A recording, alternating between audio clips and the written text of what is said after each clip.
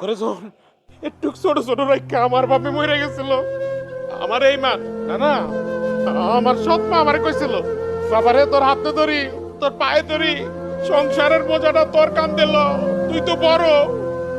ওই দিন থেকে তো আমি দাদা গাধা হয়ে গেছি রে।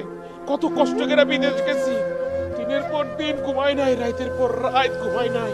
পৃথিবীর শ্রেষ্ঠ ডাক্তার মা, ওই দুইটা মিলে কি হয় জানো?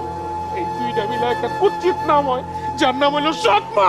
গিয়ে দিনের পর দিন আমি খাই নাই, রাতের পর রাত আমি ঘুমাই নাই, একটা বালিশ পাই নাই আমি আমার জুতা মাথার তলে দিয়া, রাস্তার মধ্যে দিনের পর দিন আমি ঘুমাইছি। তারপর অনেক কষ্ট আমি একটা চাকরি পাইছি। পাইয়ারে 3 বেলার মধ্যে আমি কোনো কোনো সময় 2 বেলা খাই নাই, শুধুমাত্র রাইতে খাইয়া থাকছি। আমার রক্ত পানি কইরা আমি এই বাড়ি করছি। টিভি দেখো, এগুলি কার টাকা দিয়া?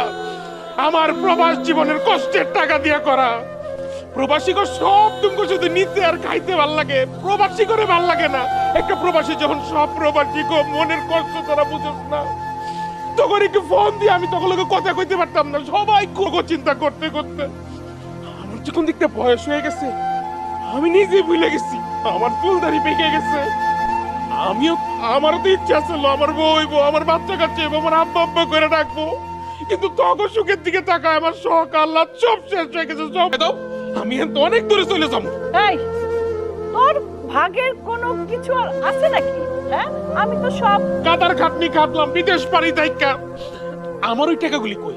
আমারগুলো আমার দাও, আমি তো টাকা বানাইছি দেশে, দাও আমার রক্তে ঘামে ভেজা টাকা, আমার পরিশ্রমের টাকা আমার দিয়ে দাও জায়গা। তোর কোনো টাকা পয়সা আমাদের বাড়িতে নেই, তুই কোনো টাকা পয়সা আমাদেরকে দিস নাই।